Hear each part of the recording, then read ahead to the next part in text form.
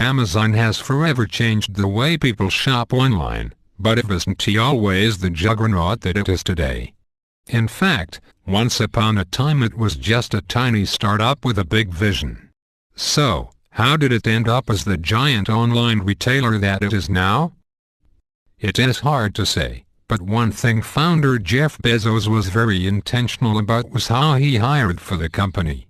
In fact, in his 1998 letter to shareholders, just 4 years after Amazon was founded, Bezos wrote, "It would be impossible to produce results in an environment as dynamic as the Internet without extraordinary people setting the bar high, and our approach to hiring has been, and will continue to be, the single most important element of Amazon.com's success."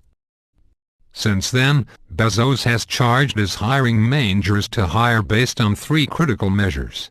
And if you were to ask him, it is these questions that have made all the difference. 1. Will you admire this person? Bezos' first benchmark was about admiration. He wanted hiring managers to admire the people they were bringing onto their teams, not just the other way around. Bezos extrapolated that admiration meant that this was a person who could be an example to others and who others could learn from. From this criterion alone, the standard for hiring is kept sky high. 2. Will this person raise the average level of effectiveness of the group they're entering? The goal for new hires, according to Bezos, is to elevate the company.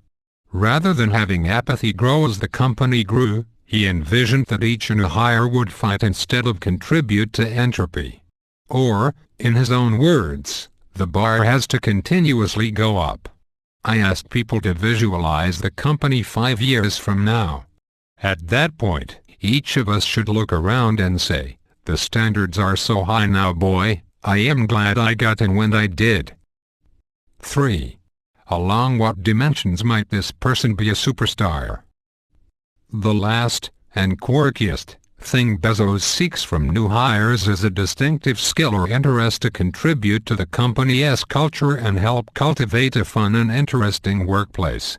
And it don't have to be related to the job. He gives the example of one employee who was a national spelling bee champion. While there is a lot to be said for being well-rounded, it is the pointy ones that Bezos wants. It has been over